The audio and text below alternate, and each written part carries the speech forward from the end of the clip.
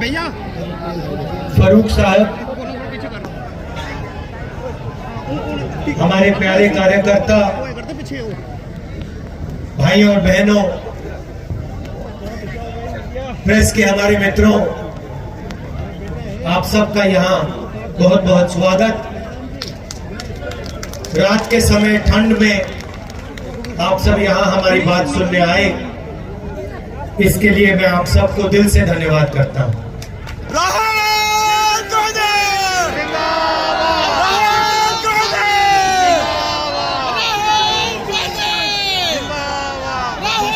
कुछ महीने पहले हमने ये यात्रा कन्याकुमारी में शुरू की।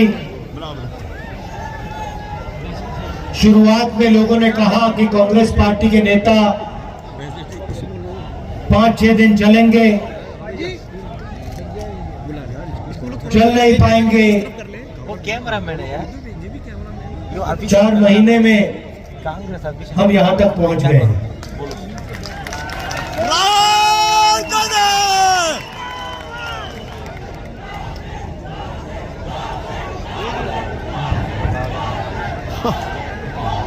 लोग सोचते हैं कि ये यात्रा बड़ी मुश्किल है। 3800 किलोमीटर ठंड में, गर्मी में, बारिश में, मगर ये सफर मुश्किल नहीं था, काफी आसान था। सुबह 6 बजे उठते थे, 6-7 घंटे चलते थे, शाम को बिल्कुल थकान नहीं होती थी। मुझे अजीब लगा तो मैंने बाकी यात्रियों से पूछना शुरू किया कि भाई आपको थकान हो रही है? नेताओं से पूछा, सबने जवाब दिया कि पता नहीं क्यों नहीं, मगर थकान बिल्कुल नहीं होती। 10-15 दिन बाद मैंने इसके बारे में सोचा कि हो क्या रहा है। 25 किलोमीटर चल रहे हैं, गर्मी में टूटी हुई सड़कों पे लोग गिर रहे हैं, मगर थकान किसी को नहीं हो रही।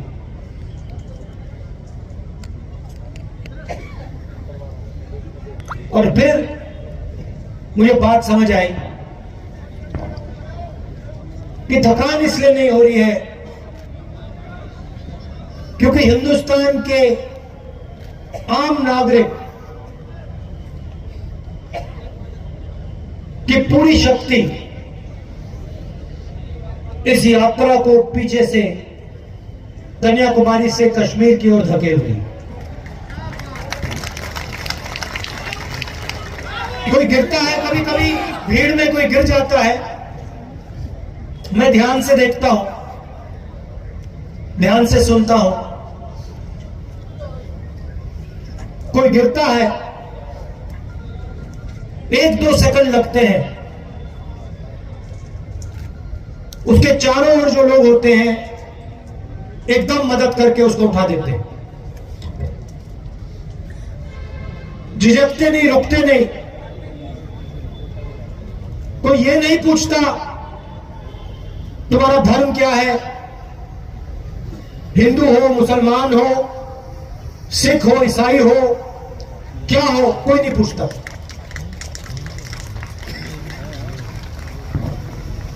जात कोई नहीं पूछता, कौन सी भाषा बोलते हो वो भी नहीं पूछते, एकदम मदद कर देते हैं। फिर यात्री मेरे पास आए, मुझे कहते हैं राहुल जी बड़ी अजीब सी बात है,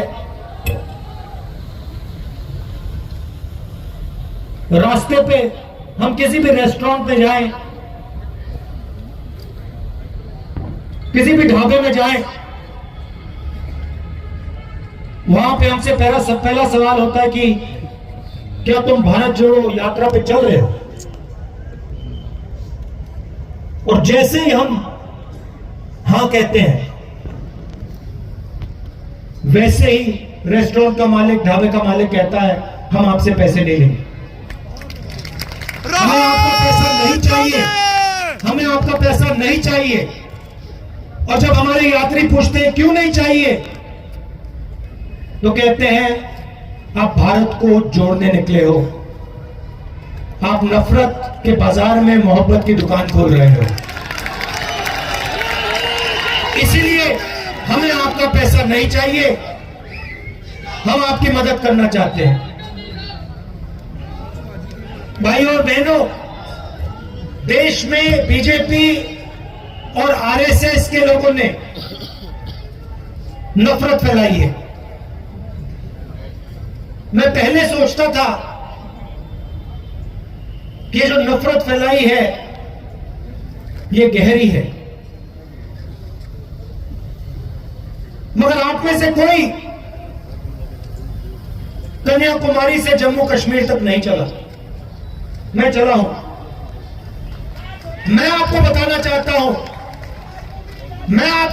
चाहता हूं कि मैंने हजारों लाखों लोगों से बात की है,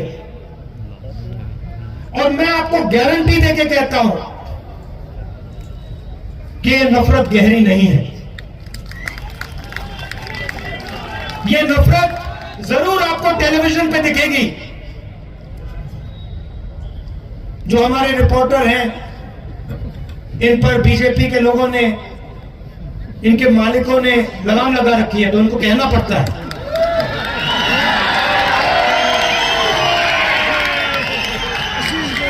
देखो, आपको इनके चेहरे दिख नहीं रहे, मगर ये मुस्कुरा रहे हैं सब।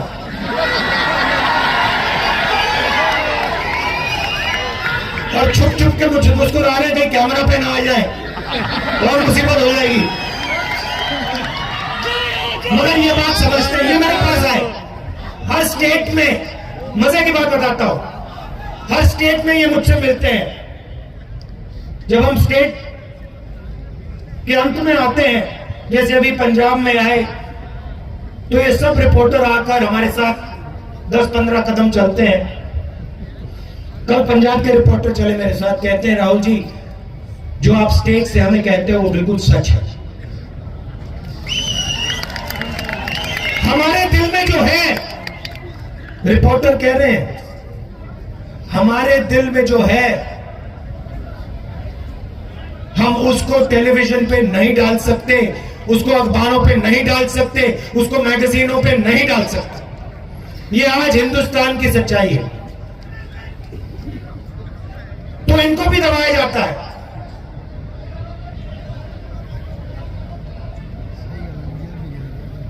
किसानों के खिलाफ 3 काले कानून बनाए गए। छोटे व्यापारियों को, स्मॉल और मीडियम साइज बिजनेस वालों को खत्म करने के लिए नोटबंदी, गलत जीएसटी, ये हथियार हैं, ये पॉलिसी नहीं है। जीएसटी का मैं आपको एक छोटा सा उदाहरण देता हूं। मध्य प्रदेश में किसी छोटे व्यापारी ने मुझे बताया, मुझसे सवाल पूछा, कहता है राहुल जी, आपको मालूम है कि अगर हम 25 किलो से कम चीनी, मैदा, दाल बेचते हैं तो हमारे ऊपर जीएसटी लग जाती है, मगर अगर 25 किलो से ज्यादा बेचते हैं तो कोई जीएसटी नहीं लगता। मतलब अगर अरबपति, वो आप नाम जानते हो,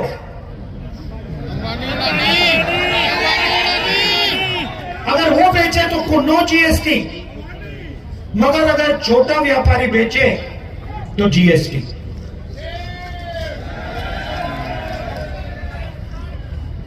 और जो रोजगार देते हैं इस देश को,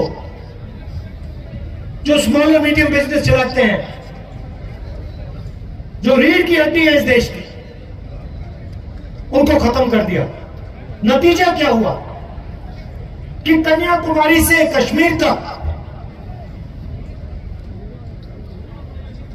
युवाओं के मुंह में सिर्फ एक शब्द है, बेरोजगारी, बेरोजगारी, बेरोजगारी, बेरोजगारी। और ये देश अपने युवाओं को झूठ बोल रहा है, अपने युवाओं को झूठ बोल रहा है, अपने बच्चों को झूठ बोल रहा है। ये देश बच्चों से कहता है इंजीनियर बन सकते हो, लॉयर बन सकते हो, आईएएस में जा सकते हो, सेना में जा सकते हो। मगर सच्चाई ये है कि इन करोड़ों बच्चों में से 1-2% इंजीनियर बनेंगे, 1-2% डॉक्टर बनेंगे, और आज के हिंदुस्तान में बाकी बेरोजगार होंगे, मजदूरी करेंगे। और ये बीजेपी आरएसएस की पॉलिसियों का नतीजा है।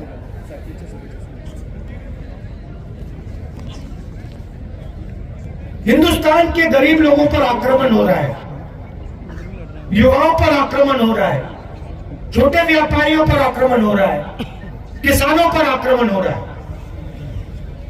और पूरा का पूरा फायदा 2-3 अरबपतियों। आपके लिए बेरोजगारी,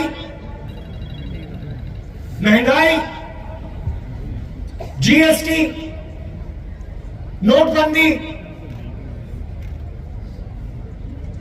उनके लिए आपका धन, आपके खून, आपके पसीने की, आपकी मेहनत का फल उनके हाथों में। तो हिंदुस्तान बन रहे हैं भाइयों और बहनों। जब जेब कतरा जेब काटता है, आप में से किसी के जेब कटा कभी?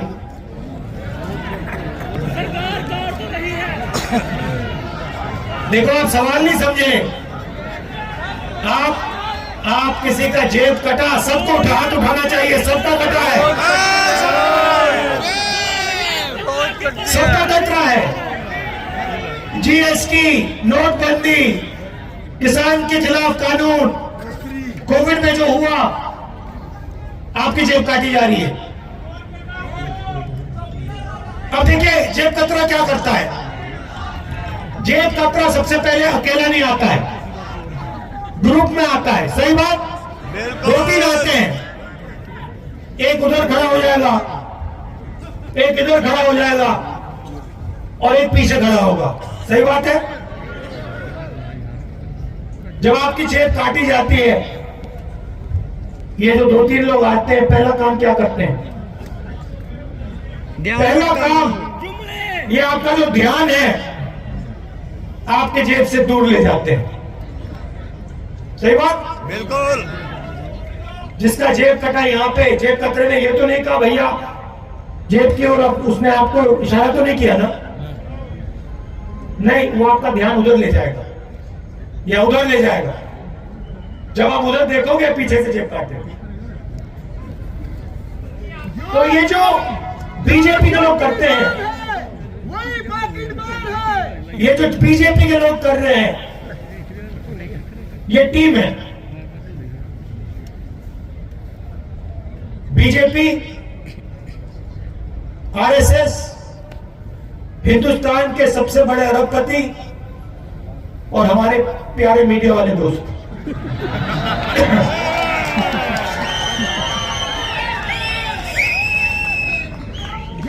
मोदी जी और मीडिया वाले लोग, मोदी जी और मीडिया वाले लोग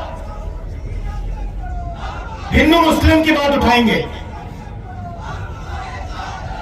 हिंदू मुस्लिम की बात उठाएंगे, नफरत फैलाएंगे, आपका ध्यान उधर जाएगा, इधर से आपकी जेब कट जाएगी। यह बहाना है, आप बात समझिए, यह बहाना है। जब ये एक धर्म को दूसरे धर्म से लड़ाते हैं, एक जात को दूसरी जात से लड़ाते हैं, एक भाषा बोलने वाले लोगों को दूसरी भाषा बोलने वाले लोगों से लड़ाते हैं, ये आपके ध्यान को इधर उधर करना चाहते हैं, इनका लक्ष्य है। अच्छा एक बात बताओ, आप टीवी देखते हो ना, सबसे बड़ा मुद्दा बेरोजगारी।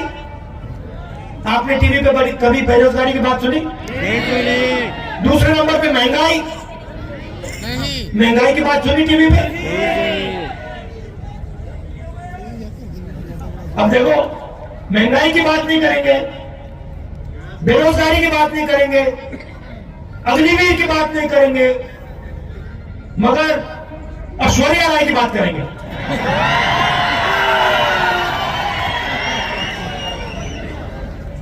अक्षय कुमार की बात करेंगे। देखो देखो, अक्षय कुमार को देखो, सूट पहना और घूम रहा है। देखो कितने कितने अच्छे कपड़े पहना है। फिर कहेंगे देखो, अब देखो, हाँ कंगना कंगना कंगना। तो मेरा कहना है ये सब बहाने हैं। हिंदुस्तान के सामने 2-3 मुद्दे हैं, नफरत और हिंसा,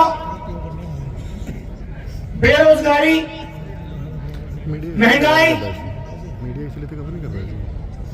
और ये जो 2 हिंदुस्तान बन रहे हैं, एक अरबपतियों का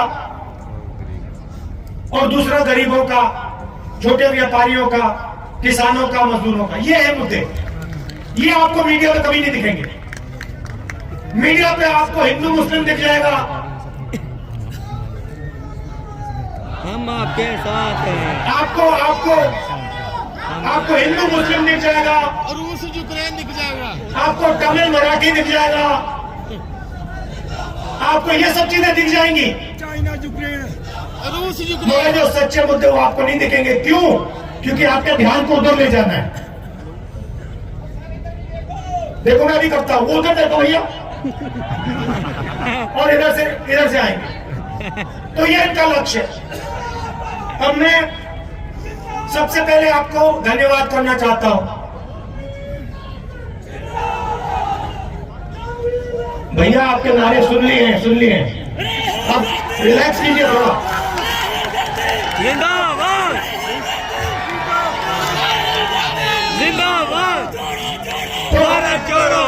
तो सुनिए, सबसे पहले मैं आपका धन्यवाद करना चाहता हूं कि आपने इतने प्यार से, रात का समय है, ठंड का समय है, आपने इतने प्यार से हमारा जम्मू कश्मीर में स्वागत किया। दूसरी बात मैं आपको कहना चाहता हूं, मैं अभी यहां जैसे आ रहा था, चल के आ रहा था, मैं सोच रहा था कि कन्याकुमारी से चला हूं, पूरा हिंदुस्तान साउथ से नॉर्थ हम चले हैं, 3500 किलोमीटर हो गए। और मैं सोच रहा था, ऐसे ही कुछ साल पहले मेरा जो परिवार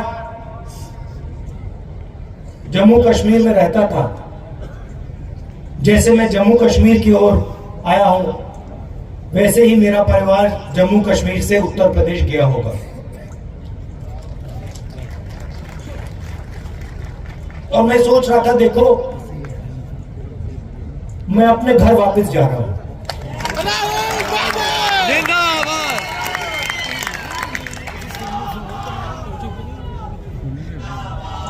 मैं अपने घर वापस जा रहा हूं,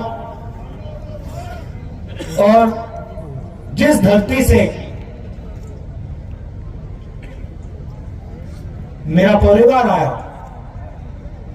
उस धरती की ओर मैं वापस पैदल जा रहा हूं। तो जब व्यक्ति जड़ की ओर जाता है, उसको सीखने को बहुत कुछ मिलता है, राइट? अपने बारे में, अपने लोगों के बारे में, अपने देश के बारे में। तो अगले 9 दिन मैं यहां आपसे सीखने आया हूं। मैं आपको कुछ बताने नहीं आया हूं। मैं जानता हूं कि जम्मू कश्मीर के लोगों ने कितना दुख सहा है, मैं समझता हूं। और सबको चोट लगी है, सबने दुख सहा है, सबने दुख देखा है। और मैं सर झुकाकर आपकी जमीन में आया हूं। राहुल गांधी। और मैं आपको बताना चाहता हूं कि चाहे आप किसी भी धर्म के हो, किसी भी जात के हो, गरीब हो, अमीर हो, बच्चे हो, बुजुर्ग हो, आप इस देश के हो।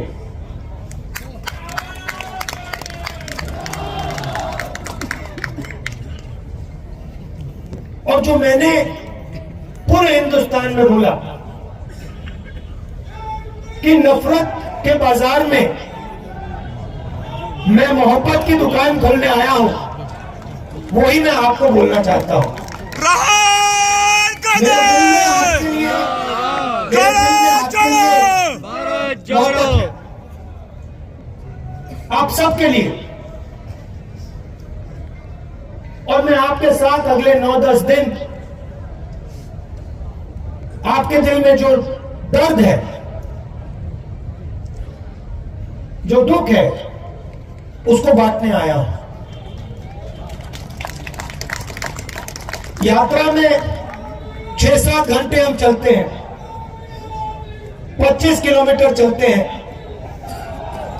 बहुत कुछ सीखने को मिलता है। किसानों से बातचीत होती है, खेत के बारे में बताते हैं, बीमा योजना के बारे में बताते हैं, भविष्य में क्या चाहते हैं वो बताते हैं, किस चीज से डरते हैं वो बताते हैं। तो मैं आपकी बात, आपकी आवाज सुनने आया हूं। 6-7 घंटे सड़कों पे आपके साथ चलेंगे, गले लगेंगे। अंत में जैसे अभी हमने भाषण दिया, 10-15 मिनट का हम भाषण करते हैं, मगर यात्रा का मेन मैसेज है, मोहब्बत का मैसेज है, नफरत को मिटाने का मैसेज है। और मैं जानता हूं कि आप सबके दिल में मोहब्बत बहुत गहरी है। आप सबका दिल से धन्यवाद, बहुत बहुत धन्यवाद। नमस्कार, जय हिंद। मैं धन्यवाद करना चाहूंगा हमारे राष्ट्रीय नेता श्री राहुल गांधी जी का, हमारे सीएम राजस्थान अशोक गहलोत जी जो हमारे बीच में हैं, श्री दिग्विजय सिंह जी का, श्री जयराम रमेश जी का, श्रीमती रजनी पाटिल जी का, श्री निसार सूर जी का, श्री तारिक अमित करा जी का, श्री गुलाम अहमद